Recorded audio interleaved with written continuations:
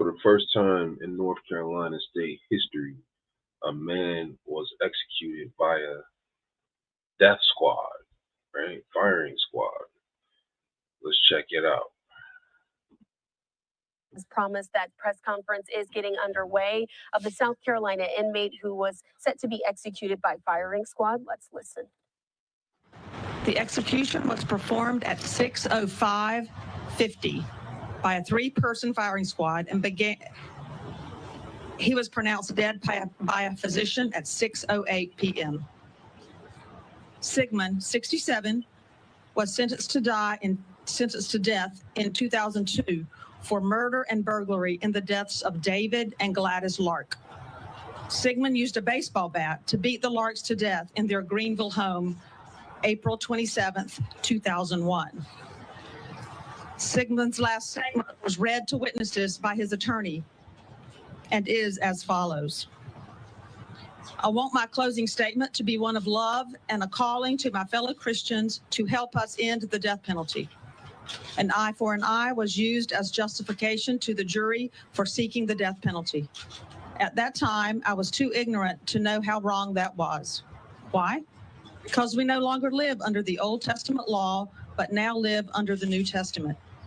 Matthew 5:38-39 says, quote, "You have heard that it has been said, an eye for an eye and a tooth for a tooth. But I say unto you that you do not resist an evil person.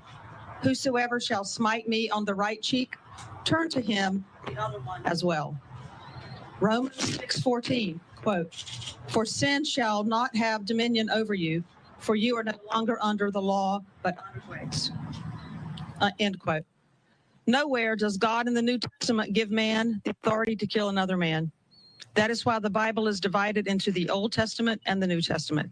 Remember the words of Jesus, John 7:19.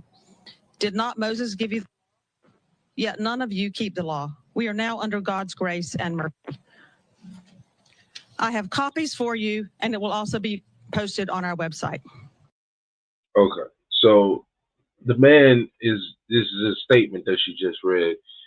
He's talking Christianity in the Bible, and he's saying that an eye for an eye is no longer valid, which I couldn't disagree with more. Truth be told, in the society we live in today, is it religious? Not the most, by far from religious, far from Christian or anything else. I'll say this though, one thing they got right is the man is not in dispute of him actually committing the crime. Okay, now had there been some issue of, I didn't do this, I've been set up, they're out to get me, blah, blah, this and that, I'd be a bit more reserved, and I know that the government is full of flaws as it relates to such issues, and I'd be like, oh, well, this is crazy. But having admitted to having done the crime and just simply saying that the death penalty is wrong, no, bruh, you gotta go. It's been 23 years. You were convicted in 2002. You're 67 years old. It's now 2025. You fought. You went all the way to the Supreme Court. You tried to do everything you could. You had your last meal, which was 4 pieces of fried chicken Wednesday night, green beans, mashed potatoes with gravy, biscuits, cheesecake, and sweet tea. And then you checked out. You beat this family to death. Apparently his ex-girlfriend's parents tried to kill the ex-girlfriend, shot her. She got out, wound up getting to her parents, beating them to death. And then now here you are in your last days talking about my fellow Christians. Let's fight to end the death penalty. And I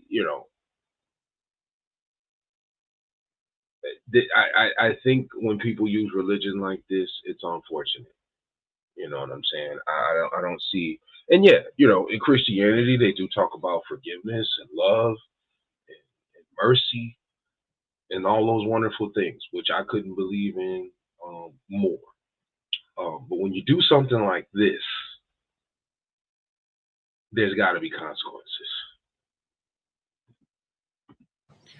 Witnesses to the execution included 3 members of the Lark family, a representative from the prosecuting solicitor's office, a representative from the Greenville Sheriff's Department, Sigmund's attorney, Sigmund's spiritual advisor, and 3 members of the news media who will address you now. After they all three speak, they will answer questions from the podium. They will not be available for interviews after the press conference ends, as they have their own stories to write. First, Jeffrey Collins from the Associated Press. Okay, so basically, this is a formality. They had witnesses.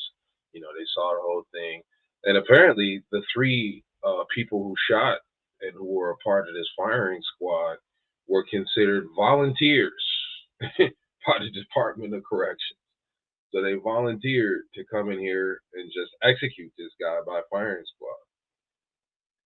Now, I happen to believe in the notion of an eye for an eye, and I couldn't believe in it more. And here's the thing, right? We live in a time now where we're just, as a society here in the United States, all over the place.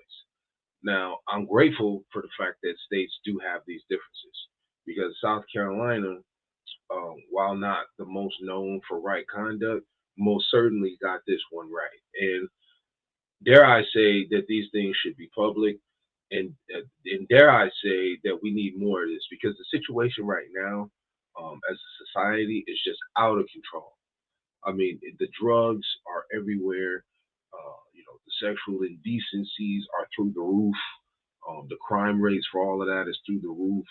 The crimes against one another, right? Not what they consider a crime against a state, which is a non-living entity, such as you don't have your tabs are expired or something like that. Let's arrest you. No, that kind of stuff. We're not worried about that.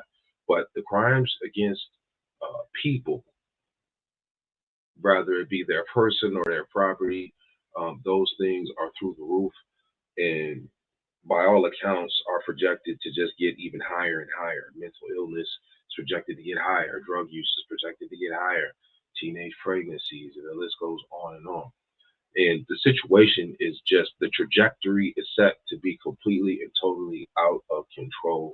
It is beyond our ability to bear. We won't hold on much longer if we are not able to get some changes in this society here and now. So while there may be those who are, oh, this is tragic and barbaric, well, the guy had an option. He could have took this, or he could have took lethal injection. He thought that it would be worse for him to take lethal injection, so he opted to go out by firing squad. Might seem barbaric or archaic, but when you beat somebody to death with a baseball bat, I'd say they got that